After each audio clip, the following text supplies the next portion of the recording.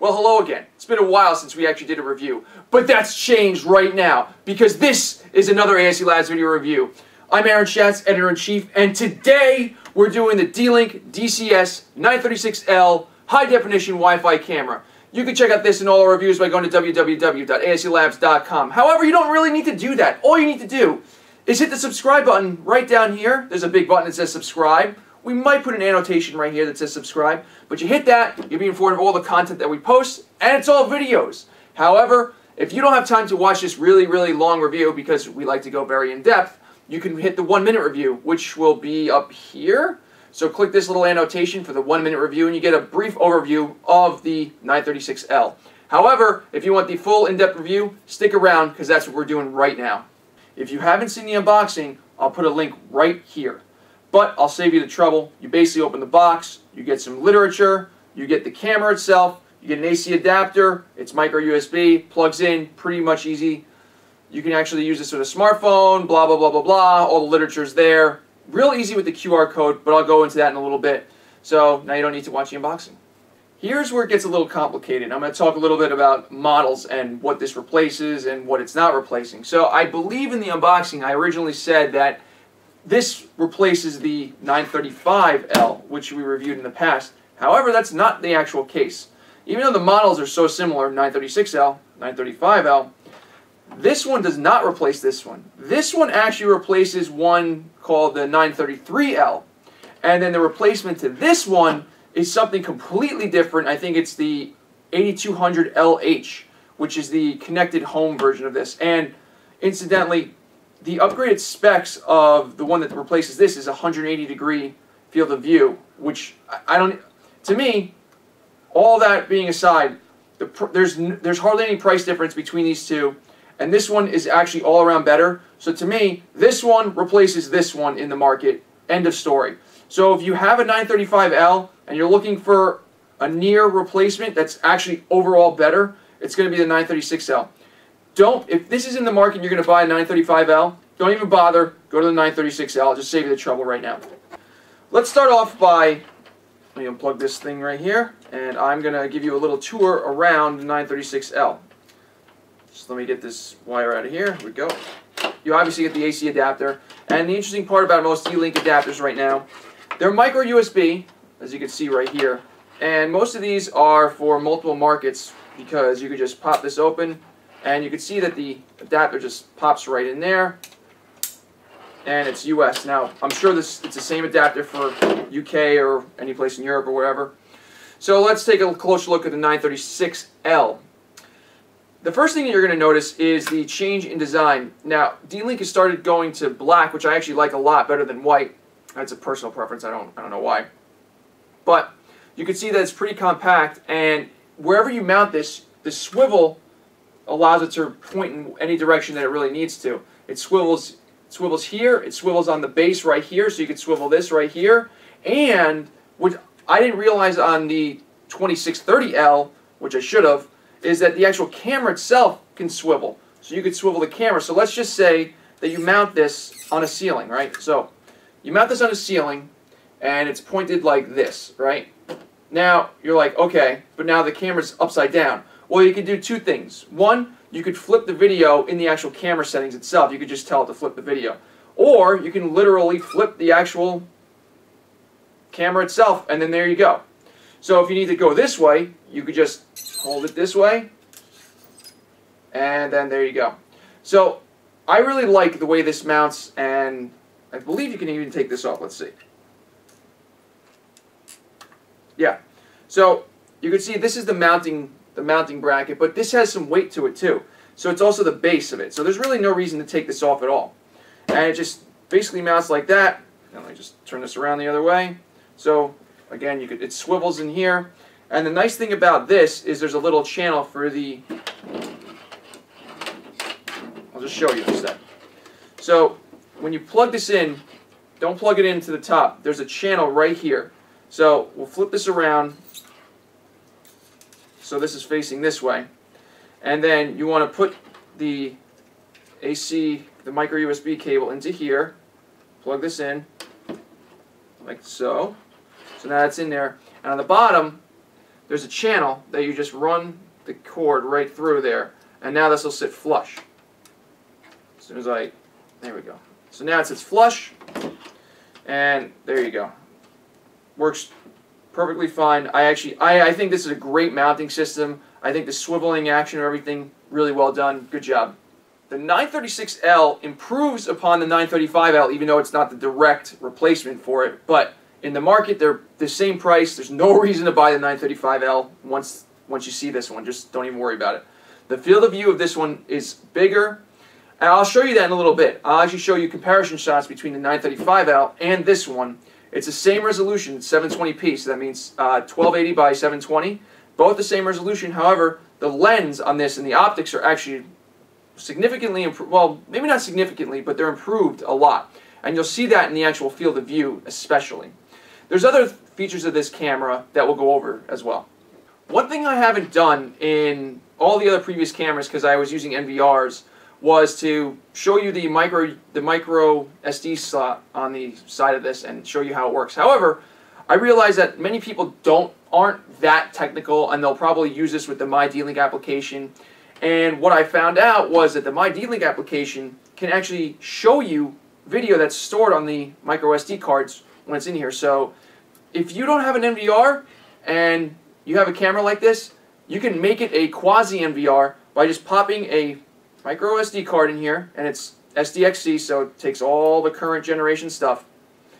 And then with the Mydlink application on your phone, you can actually see all the video that's stored on this. I'll even give you one other thing. You know that I'm pretty security conscious. Think of this. So I have this connected to an NVR as well right now. I could also record locally onto the camera itself. So let's say some nefarious person comes in.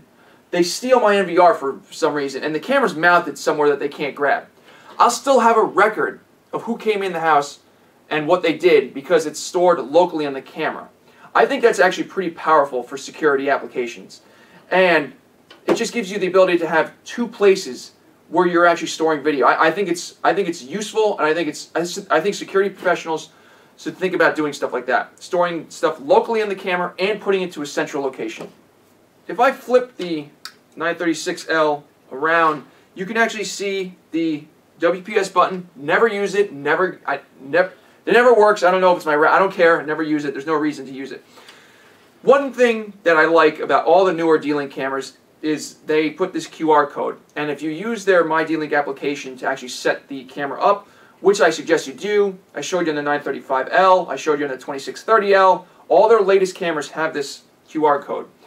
It's really, really simple. You literally open the application up and you set this up, and it's good to go. It walks you through everything. It walks you connecting it through to your network, and it sets pretty much everything up. There are some things that it will not set up, and that's when you're going to have to use the web interface. Now, D-Link also gives you their own interface on their website for the Mydlink interface online. However, I'm a Linux user, and that site does not work on Linux yet. I put in a feature request that they support it, so we'll see where it goes. But if you can't get to the Mydlink website, you can still get to the admin interface on the actual camera itself, and then do all the crazy manual settings that you need to do. And I'll show you that a little bit later in the review.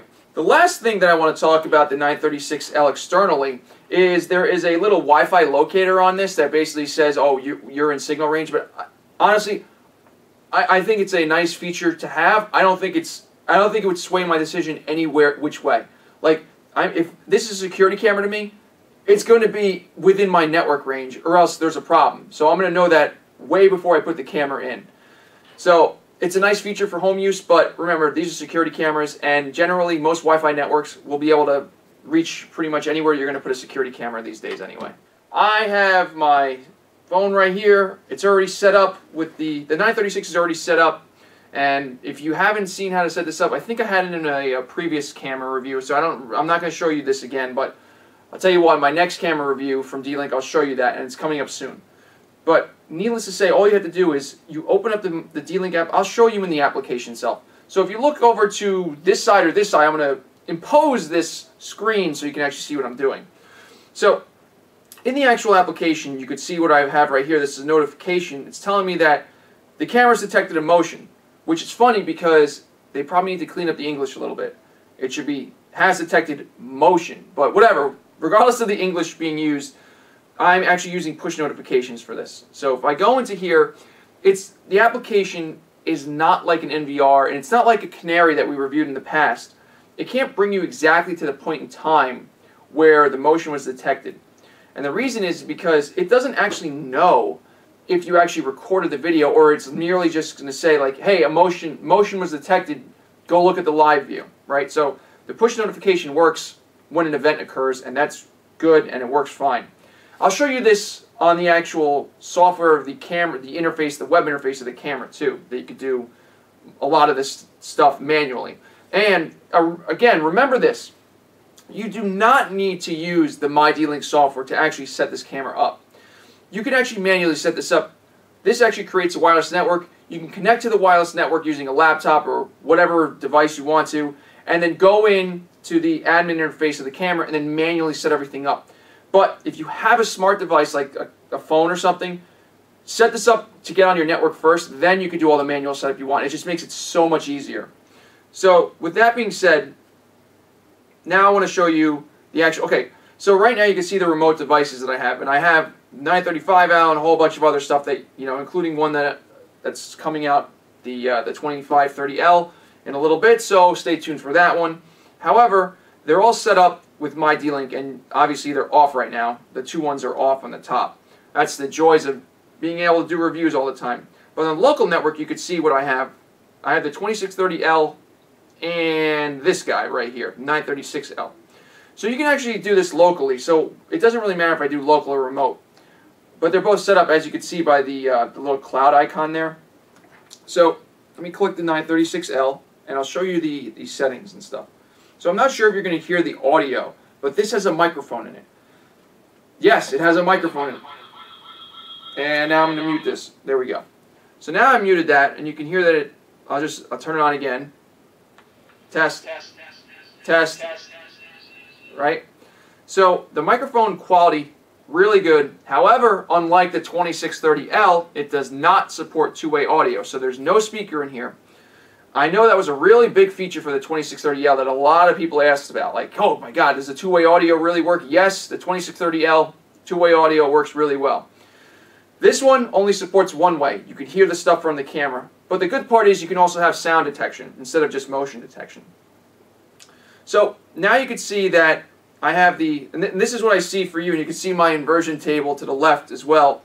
And you can take a snapshot. So from the left to the right, obviously the first icon on the bottom is the mute or not mute.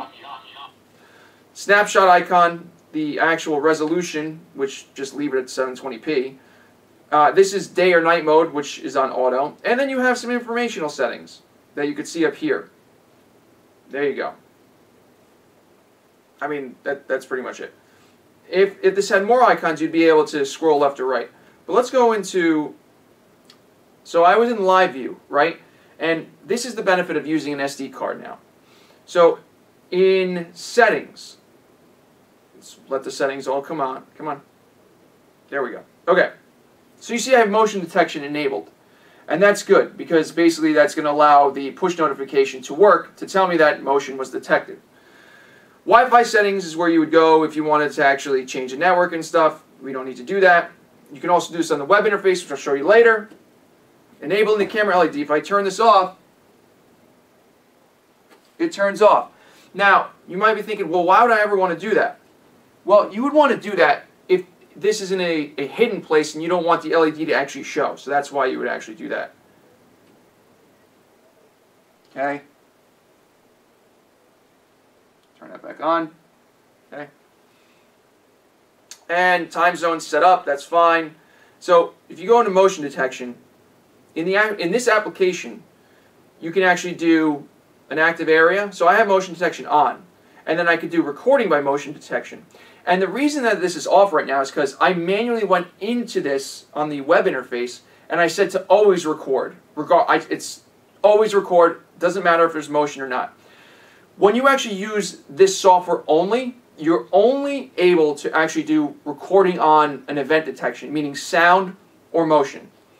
So if you don't have those two and okay, let me restart. If you want to record this all the time, you have to use the manual web interface, or if it works in your browser, you can use the Mydlink Web Interface.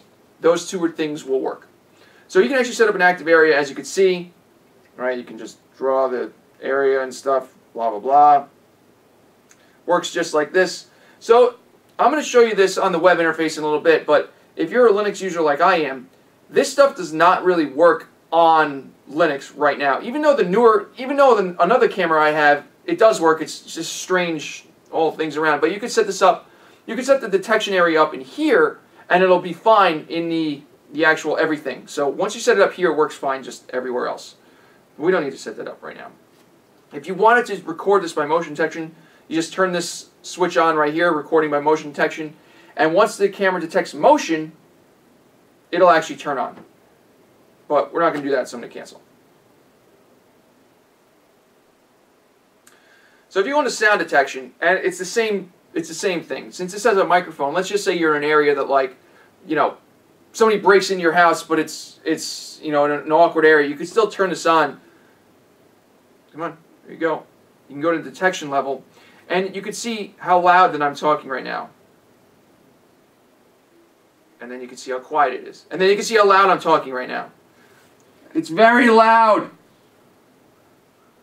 And so the default level is set at 70. That's pretty much where you want it to be anyway. So I wouldn't even bother if you're going to do detection like that. And then you could also, obviously,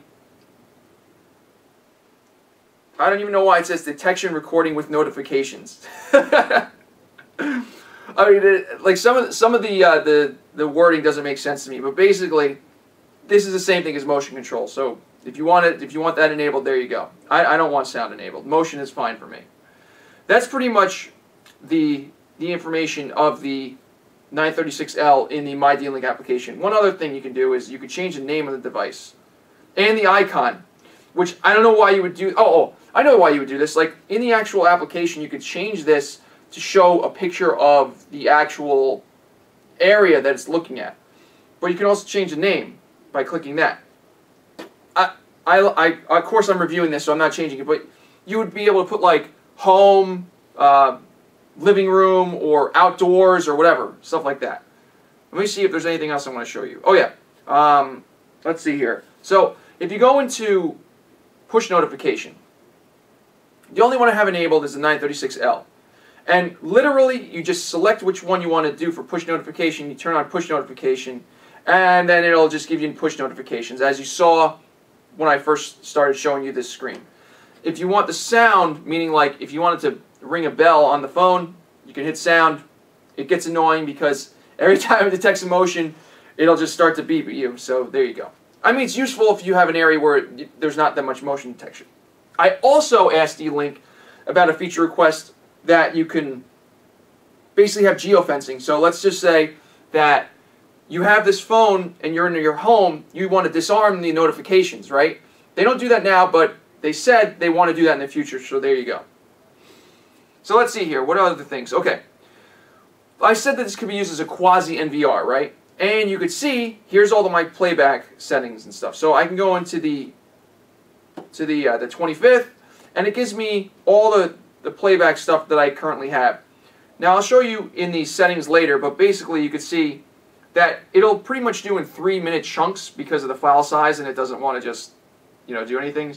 So if I play this right here, which should be the really current, like during this review right now.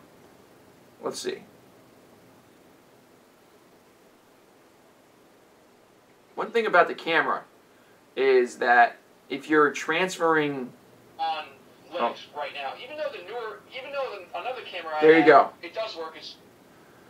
Okay, and the quality is excellent, which I'll show you in a little bit. So if you need to delete anything, you just hit this delete button. I don't need to explain this stuff. This stuff is pretty good. All this stuff, if you're going to do manual settings, do it on the manual. Do it on the web interface, which I'll show you right now. So I think this is all done. All the settings that are pretty much there, and it's all. I'm trying to think if there's anything I'm missing. There's not. So why don't we reset? I'll show you the web interface right now. What you're looking at is the screen that you'll see after you log into the 936L. Now, a word about using the 936L and the passwords.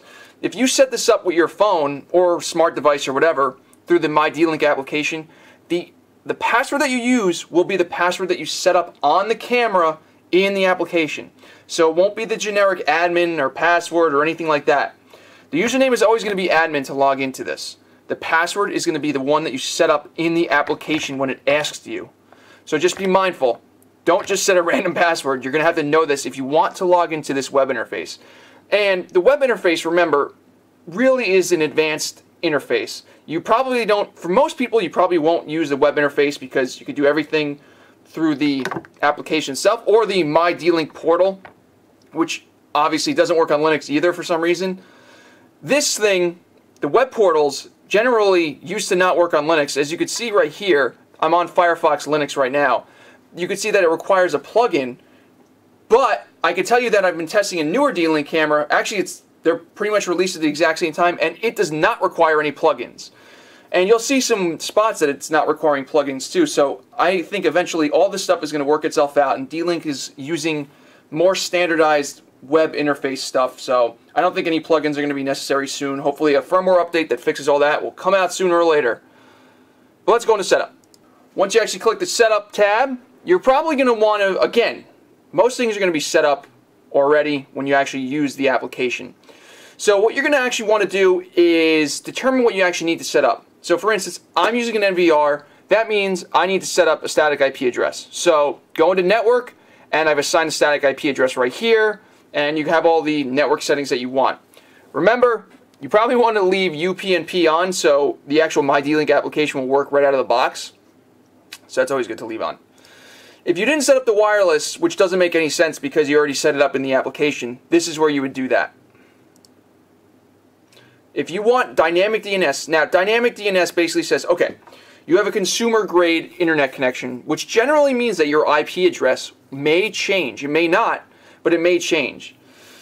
What this does is it says, okay, instead of having a static IP address, I'm going to give you a quote-unquote static domain name. And then you'll be able to use the domain name to actually contact wherever IP address you're currently at right now. And how that actually works is usually what happens, a little script will run and just say to the server, hey, my IP address is this, so make sure you make whatever host name this IP address. And that's how it works. If you don't need it, you don't have to worry about it. But if you do need it, you can actually do this. And D-Link has their own. So there you go. Now let's go into image setup. And as you can see, there's no plugin needed on this page. Now, obviously, that doesn't make any sense because why would you have the live video not working exactly the same as this? This is an example, I mean, about how they're probably just pushing all the stuff into standardized web things right now. Good example of it working on Linux right now. So there you go. Now, let's see here. We got brightness, contrast, black and white. You can flip the video. You can slow shutter, which is just whatever. You have saturation, sharpness, and you can mirror. And you have the frequency for the lights. So for instance, if you have lights that are like, I think Europe uses 50 hertz AC. So like if you see flickering and stuff, this is where you use this. But if you're in the United States, which most of the people that are probably watching this are, leave this on 60 hertz. Otherwise, you can change all the stuff that you want. But honestly, out of the box, it was fine, so I didn't need to change anything. As you can see, that little image there. Audio and video settings. Now, this is where you can actually set the resolution and bit rates of all the video profiles, and you're given 3. One of them is actually for actual stills. So this is actually useless to you because you can't change this at all. So video 2 is really used for viewing on a smartphone or viewing live video that you don't need. Video 1 should be used for sending to an NVR or anything else. Now, I'm going to show you something a little bit later. Okay, anyway, I'll get into that a little bit later. But this is where you can change all those profiles around. Just know that you can actually use video profile 1 and video profile 2 to do most of the things. More on that in a little bit later. Day-night mode It actually has, obviously, a day-night mode, like most of the cameras these days do. What I found out is that the light sensor sensitivity, set at medium, was a little too sensitive for me. It works fine, but if the room is getting a little bit too dark and you pass by it, it would turn on night mode, which I thought was a little bit oversensitive, so I put that to low. You might find it just fine for your taste on medium, which was out of the box what it had on. Microphone volume was fine out of the box. If you don't want to hear anything, you just turn off microphone. There you go. Time and date settings. Theoretically, you already set this up in the application, and it uses an NTP server. Thankfully, it's a D-Link, so there you go. Video clip. Okay, what this stuff does is, honestly, if you have an SD card in there, you don't really need to do any of this stuff. But basically what you can do is you can have this triggered, right? Or you can have this always being done. And then you can have it record and then send this to you by email or a whole bunch of other stuff. And I don't suggest doing it because you really want an NVR. Don't try to like hack an NVR from the camera. It'll work, but I don't suggest it. Especially this way. If you want to do NVR type of stuff, use an SD card. Snapshot is the exact same thing. Same exact thing. So IP filter. I'll show you this. It's IP tables, if you know what that is. You probably don't need to worry about this. Now, when you're actually communicating with the camera, you can actually say, I want to have this over secure connections only. And to do that, you'll actually have to put a certificate. For most people, you're just going to gloss this over, but for advanced users, you got it if you need it. Here is where things get interesting. This is SD card recording, and I have an SD card in there right now. This is a lie. I don't know why it's saying. Oh wait, let's see here. See, you can see it. Please note there's no. All right, that's got to be a little bug. I didn't see that. There was a new firmware that actually just came out right in this, but don't worry about that. You can see that there is an SD card in there. Anyway, once you have an SD card in there, you can actually set the triggers to always, or schedule, or motion, sound, or whatever. In the application, you could not set this to always record, which I thought was kind of strange, but what D-Link said is that the majority of people aren't going to want to actually record always on an SD card because basically, let's face it, the videos are going to be really large, and you'll be cycling very, very often, depending on the size of the card. And I agree. Most people are probably going to want to be triggering this through motion or audio, or even a schedule. However, in the web interface, you can do all that stuff. So I have this recording always, and it's always recording a video, and it's always using Profile 1. Now, the firmware update that I actually just got fixed this. I actually said this to D-Link that originally the source was always forced to Profile 2. And I said, well, that's kind of ridiculous because if I'm storing this, I want to have the maximum resolution possible. They said, oh, well, we'll actually have a firmware update in a little while that'll actually fix that. And actually, it came this week. So there you go. So it's fixed. Now you can select Profile 1. And if you want to save space, you can choose Profile 2. But why? You can choose the file format. MP4 is fine. And you can choose the recording length of the file. It's set at 3 minutes right now. You can have a minimum space, which I have, and cyclical, or cyclic, means that it'll write the oldest first. So I don't even know why that's an option. That should always be an option. That's basically it, and this will allow you to have NVR-like capabilities, which I'll show you, or I already did. I don't actually know in the application, and if I haven't, I'll show you that. So let's go to motion detection. Now, this is again where it's going to require a plugin, and since I'm on Linux, it's not going to do this, but you don't have to because pretty much the camera does it out of the box automatically. But this is if you wanted to have zones of motion detection. Sound detection, it's literally like, it's a detection level, and the unfortunate part is it doesn't show you what it's detecting right now, but you can kind of gauge it. And if you have this camera in an area that's always quiet, you can just leave it on this default setting and it'll trigger just fine.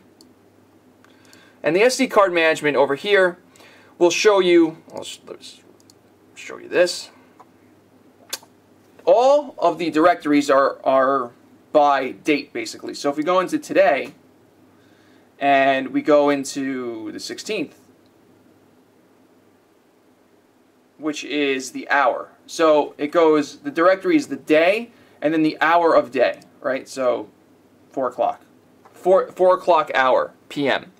And then you can see that here's all the files in there, and there you go. So each one's like 16 megs or so.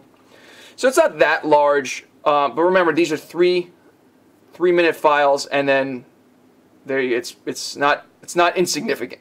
So if you have a small SD card, you probably might want to use the smaller profile, but it's up to you. I believe this is SDXC capable, which those cards can go to like really high, so storage space really shouldn't be a problem. And if you're using this as an NVR, you could probably set this on, and you probably should set this on triggered recording instead of always. Because honestly, this is, most people don't need to set always recording. They only want this on motion detection. And that's basically it. So let's go into the other stuff. Now, here's where you set the admin password, you just, or any user accounts and authentication. And obviously, you should always put authentication. Don't like, even if this is on an internal network, just authentication is really important. Okay, so device settings. This is where you say, I want the on-screen display. So if you wanted to change the camera name, you could do that, no problem. So this one changes in the network itself, and this one will change it on the on-screen display. And if you want to turn it off, you just hit that, and then boom. Now, most people in a security situation, like if you have a camera, you don't really want it to be conspicuous. Well, actually, that's not true. Sometimes you do want it to be conspicuous to make sure that people know there's a camera. But if you have a hidden camera somewhere, you probably want to turn off the LED. And this is where you would do that, and it'll just turn off the light, so it'll just be recording, and no one will be the wiser. Let's go into system real quick. Now, you could save this configuration to the hardware, to your computer or whatever, and then restore it and do whatever you want. You could reboot it. You could schedule reboots. Honestly, all the cameras I had, they never really crashed, or if they did, it was due to a blackout. So I don't no idea why you would even do this, but it's there if you need it. So as for firmware upgrades, if you use the Mydlink application, when you actually look at a camera, it'll actually check and say, oh, there's a new firmware update to this, and it'll just say, do you want to update this? And it's yes.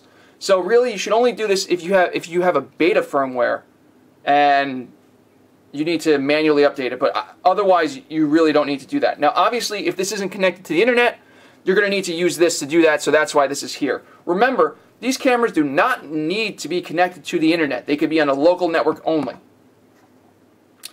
So I'll give you the status right here. Device info. I mean, that's pretty much it. And you can see the log here. Wow. And that's pretty much the web interface. And as I said, D-Link's web interface really hasn't changed. Now there's some nuances, there's some differences, but basically it's all the same interface, and that's fine. I mean, it works. I don't see a reason to change the interface if it works. Now obviously people are going to be like, I like my, fancy schmancy fades and blah blah blah, but no. It's functional, it gets the job done, and that's what's required. So let's move on to the next section. So as I said, I want to show you the difference between the 935L and the 936L.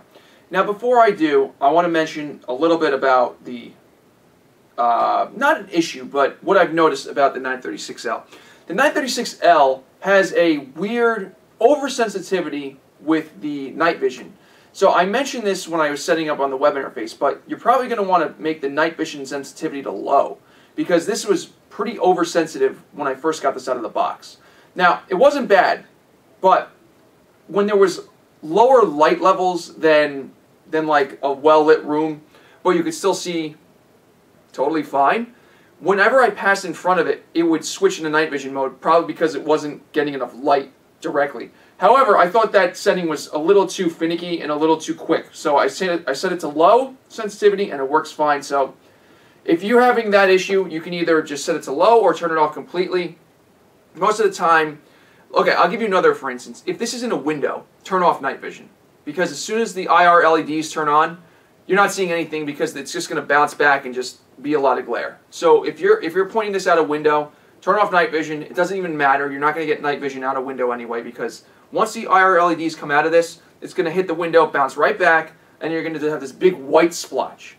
And in night vision mode, remember, it turns to black and white. However, the night vision mode is really good. So if you need to use this in a house or something that's dark, the LEDs will turn on automatically, and then it'll show you night vision. Now, you might think that, oh, they're IR LEDs, so you can't see them. No, you can see them. They're red. I mean, it's called infrared for a reason. That's just like ultraviolet is on the blue end. Infrared is on the red end of the spectrum. Really far over from the red, but it's still red. You're not going to see the beam of light. It's not going to project a light, but you will see the LEDs turn on. And you will hear an audible click. Let's see if I can actually show you that, and you can hear it right now. Let's see.